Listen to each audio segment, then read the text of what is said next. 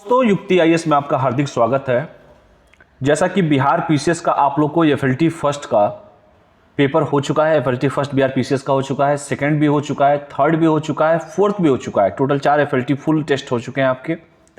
और आप सभी को मालूम होगा कि बिहार पीसीएस का पेपर जो है बड़ा नज़दीक है। 30 अप्रैल को पेपर है, ऐसा कहा गया है। जो नोटिस आया था 30 अप्रैल का आया हुआ है। समय बहुत कम है, बीच में होली भी है, क्योंकि जाहिर सी बात है जो बच्चे सीरियस हैं उनके लिए तो खैर होली रोज है, तो समय कम है और काम ज़्यादा है। पोस्ट भी करीबन 900 के आसपास पोस्ट है। और सीडीपीओ का भी पेपर है और बिहार पीसीएस का भी पेपर है, दोनों पेपर हैं। करंट अफेयर का एक बहुत बड़ा रोल है बिहार पीसीएस की परीक्षा में, क्योंकि 30 क्वेश्चन जो है वो करंट अफेयर से पूछे जाते हैं। और ये 30 क्वेश्चन जो है वो आपका डिसाइडिंग फैक्टर, ये 30 क्वेश्चन हो जाता है कि आप सिलेक्शन आपका होगा कि नहीं होगा। क्योंकि history, polity, geography, environment and ecology, जितने भी ये साइंस, जितने भी सब्जेक्ट है, सभी लड़का पूरा साल भर तैयारी करता है। उसको ऑलरेडी एक बार तैयारी करता है, उसको हमेशा तैयारी रहती है। लेकिन करंट अफेयर एक ऐसा टॉपिक है जिससे आपको रेगुलर अपडेट होना पड़ता है। 30 क्वेश्चन, जिसने अगर 30 में 25 प्लस कर दिया तो समझो कि सिलेक्शन पक्का है। और आज मैं जो करंट अफेयर उठा रहा हूं, यह एफएलटी फर्स्ट का है, जो फुल टेस्ट आपका फर्स्ट हुआ था, जिसमें 150 क्वेश्चन पूछे गए थे। एकदम वो क्वेश्चन, जिस तरह के क्वेश्चन आपको बिहार पीसीएस की परीक्षा में देखने को मिलेगा। जो ट्रेंड चल रहा है उसी ट्रेंड के हिसाब से क्वेश्चंस पूछे गए हैं। जिन लोगों ने सब्सक्रिप्शन लिया है उन लोगों ने पेपर भी दिया होगा, उनके नंबर भी उनको पता चल गए होंगे। और अगर किसी का मान लीजिए 90 नंबर आ रहा है, 90 सपोज, एक उदाहरण दे रहा हूं, तो यकीनन मानिए कि आपका परीक्षा में 100 प्लस क्वेश्चन आपके सही हो जाएंगे, 100 से ऊपर ही नंबर आएंगे। पेपर मॉडरेट तरीके से बनाया जाता है, न ज्यादा टफ न ज्यादा आसान, बीच का पेपर होता है। इसलिए दोनों तरीकों को ध्यान दिया जाता है। कभी किसी पेपर में हल्का आता है, कभी किसी पेपर में टफ किया जाता है, कभी कभी मॉडरेट कर दिया जाता है। तीनों तरह से लेके चल रहे हैं हम लोग। तो जिस तरीके से पेपर पूछे जाएंगे उसी तरीके क्वेश्चंस भी आपको यहां पर देखने को मिलेगा, और उसका एक्सप्लेनेशन भी मैं करा रहा हूं। तो समय कम है, काम ज्यादा है। तो चलिए सबसे पहले हम बात करते हैं बिहार पीसीएस के पहला पेपर, जो बिहार पीसीएस का एफएलटी फर्स्ट हुआ था, फुल टेस्ट फर्स्ट हुआ था, उसी का एनालिसिस पे। करंट का पहले ही क्वेश्चन पूछा गया था, उसी पे मैं बात करूंगा। आगे बढ़ने से पहले जिन लोगों ने चैनल को सब्सक्राइब न किया हो तो युक्ति आईएएस का जो यूट्यूब का चैनल है उसको सब्सक्राइब कीजिए, अपने दोस्तों को भी शेयर कीजिए अगर अच्छा लगे तो। इसके साथ ही साथ ऑनलाइन टेस्ट सीरीज भी चल रहा है, सभी को पता भी होगा। दोनों माध्यम में है, हिंदी में भी है, इंग्लिश में भी है।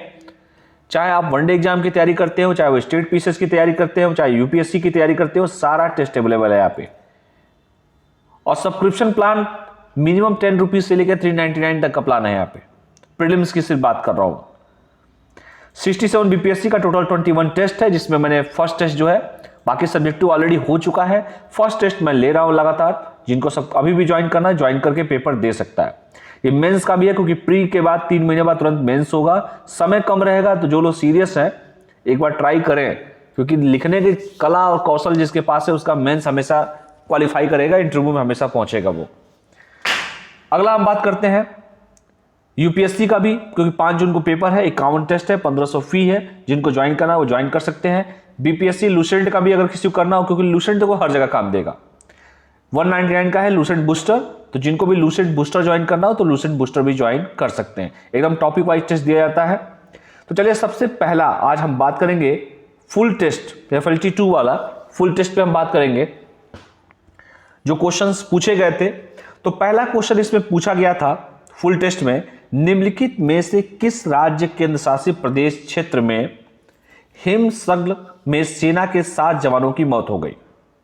ठीक है, अब बात करते हैं। 4 ऑप्शन दिए हैं और एक 5वां ऑप्शन जो फेवरेट ऑप्शन है, बिहार में ही सिर्फ पूछा जाता है, वो 5वां ऑप्शन है।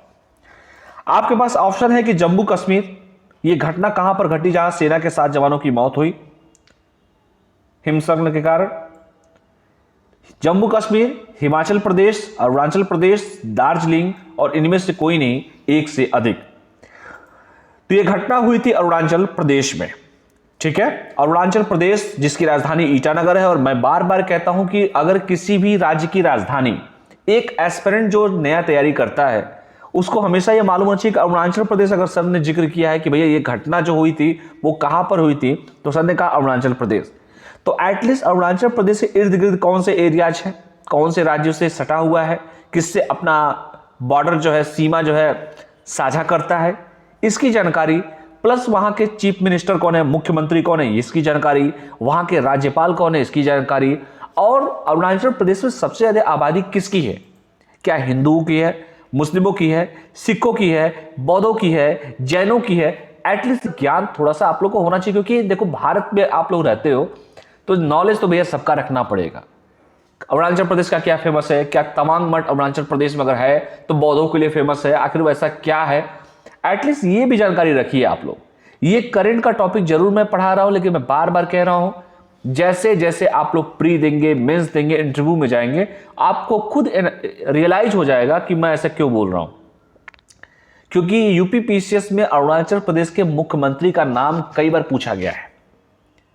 हालांकि पूछने के लिए बहुत कुछ पूछ सकता था, लेकिन अगर अरुणाचल प्रदेश के मुख्यमंत्री का नाम और किस मुख्यमंत्री ने फांसी लगाई ये तक पूछा गया है। जब क्वेश्चन ऐसे पूछे जा रहे हैं वनडे एग्जाम या पीसीएस जैसी परीक्षाओं में, तो कोई ना कोई अगर बनाया होगा पेपर, जो पेपर सेट करने वाला होगा, उसके दिमाग में क्या ऐसा होगा कि वो पूछेगा ऐसे क्वेश्चन। तो एटलीस्ट इन सब चीजों पे नॉलेज रखिए आप लोग, क्योंकि आप लोग एस्पिरेंट्स हैं और तैयारी कर रहे हैं।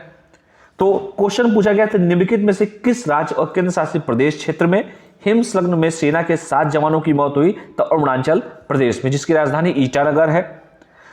तो 7 भारतीय सेना के जवानों जो एक गश्ती दल का हिस्सा थे, अरुणाचल प्रदेश के कामेंग सेक्टर में ऊंचाई वाले इलाके में हिमस्खलन की चपेट में आ जाने के कारण सेना के 7 कर्मियों की मृत्यु हो गई। यह क्षेत्र 14,500 फीट की ऊंचाई पर स्थित है और पिछले कुछ दिनों से यहां भारी बर्फबारी हो रही थी, इसी के कारण वहां सेना के 7 जवानों की मृत्यु हो गई है। तो जिन लोगों ने इसका ऑप्शन सी लगाया होगा उनका बिल्कुल ही सही होगा।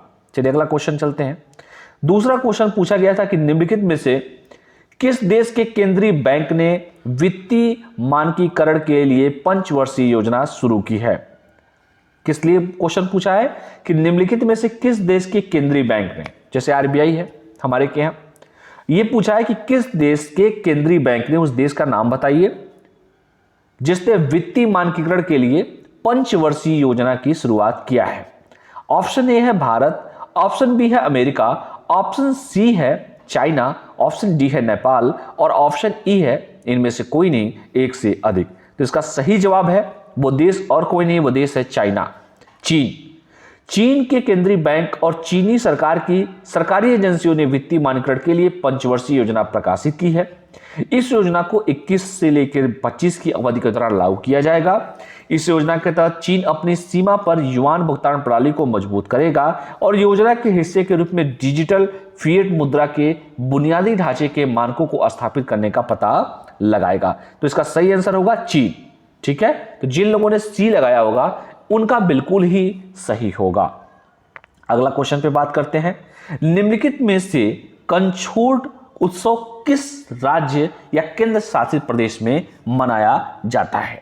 ऑप्शन है अरुणाचल प्रदेश, तीसरा क्वेश्चन, ऑप्शन बी है जम्मू कश्मीर, ऑप्शन सी है गुजरात, ऑप्शन डी है महाराष्ट्र, ऑप्शन ई है इनमें से कोई नहीं, एक से अधिक। अब बोला है कंछोट उत्सव।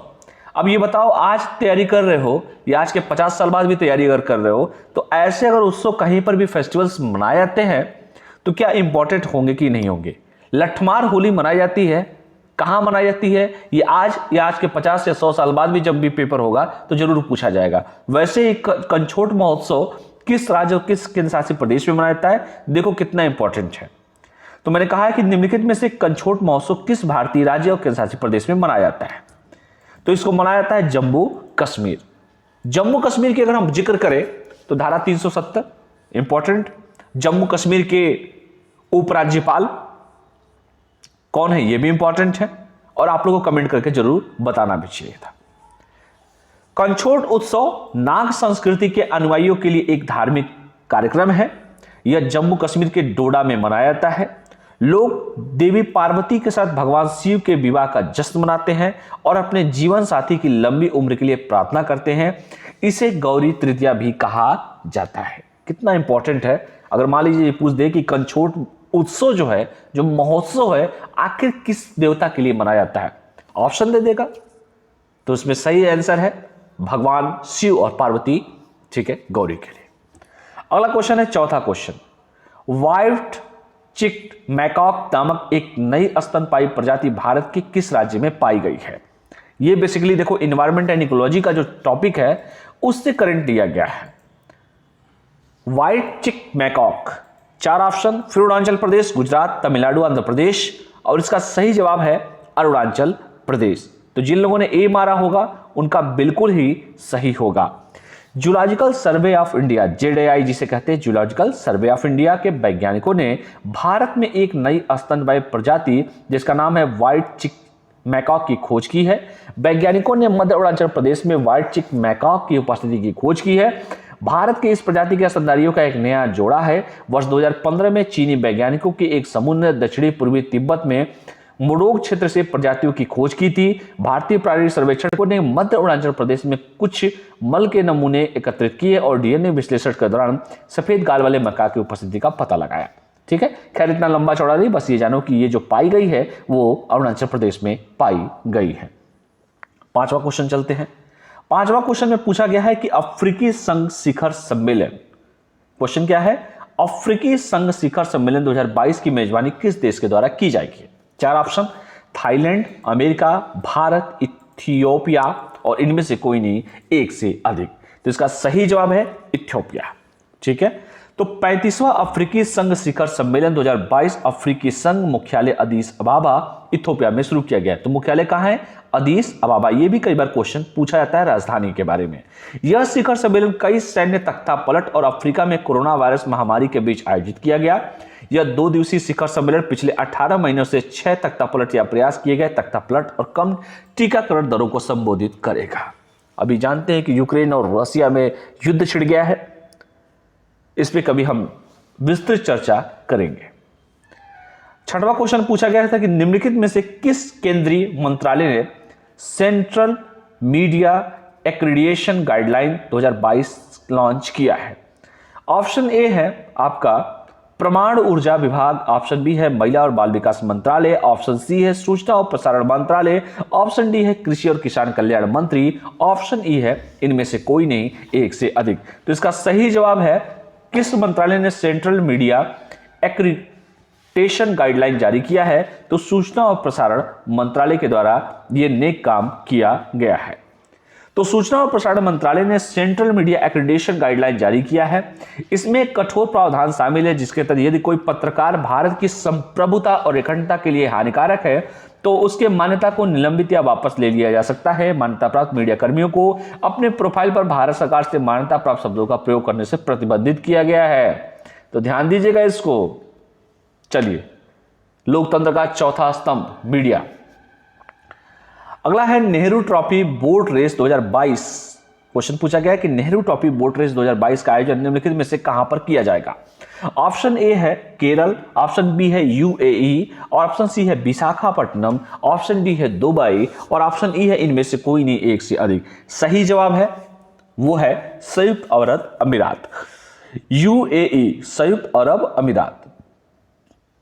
तो वहां पर इसे किया जाएगा। व्याख्या पढ़ लीजिए। व्याख्या बहुत ही इंपॉर्टेंट होता है क्योंकि इससे भी कई क्वेश्चंस तो यहीं से मिल जाएंगे। अब देखो क्या बोला है कि केरल के प्रसिद्ध नेहरू ट्रॉफी बोट रेस इस वर्ष संयुक्त अरब अमीरात में आयोजित होगी।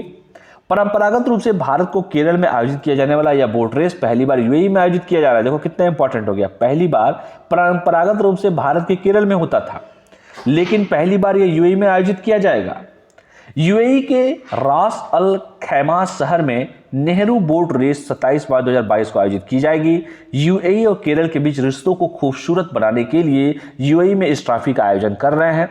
यह आयोजन, अच्छा अभी ऑस्ट्रेलिया के एक गेंदबाज का मृत्यु हो गया है, कमेंट करके बताइए उनका नाम क्या है।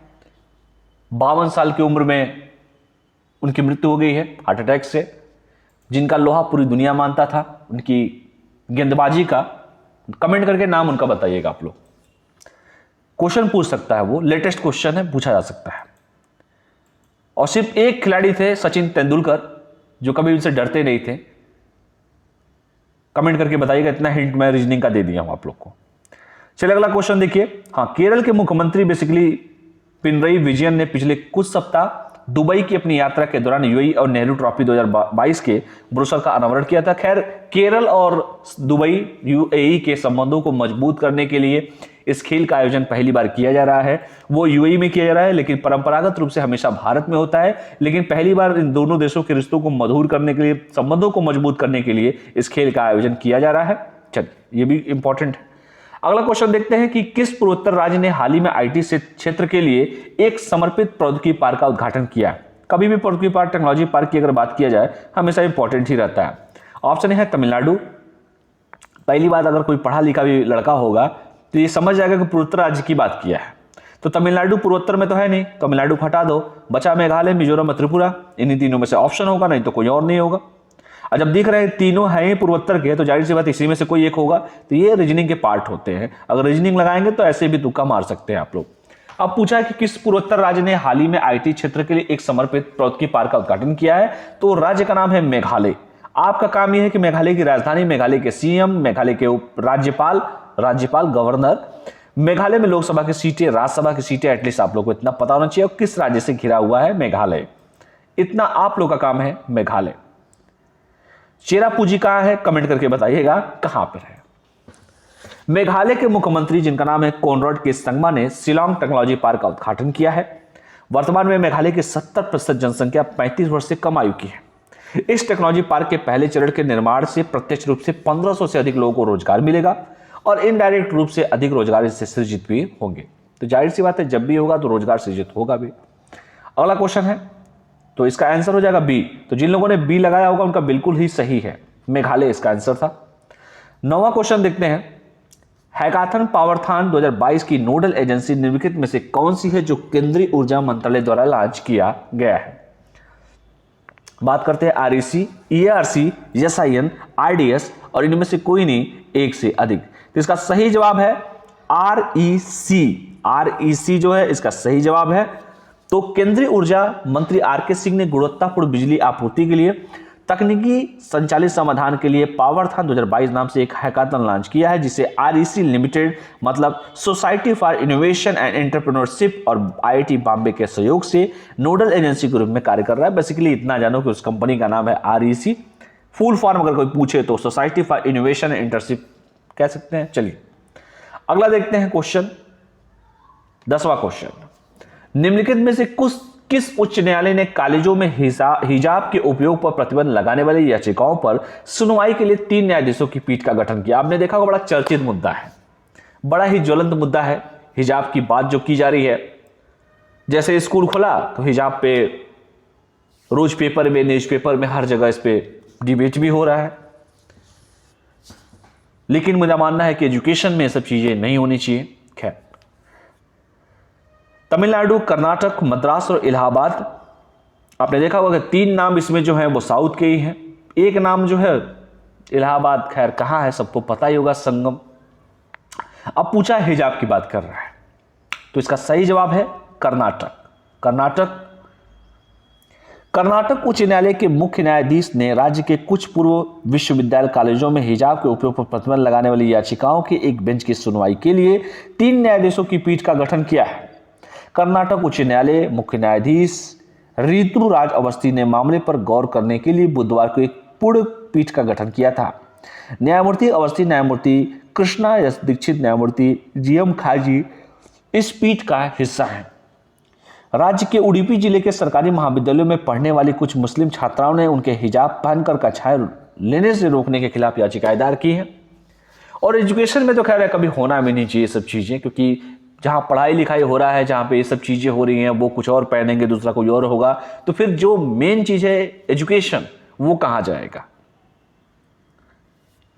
चलिए अगला क्वेश्चन है, खैर मैं इस पर ज्यादा बोलूंगा नहीं।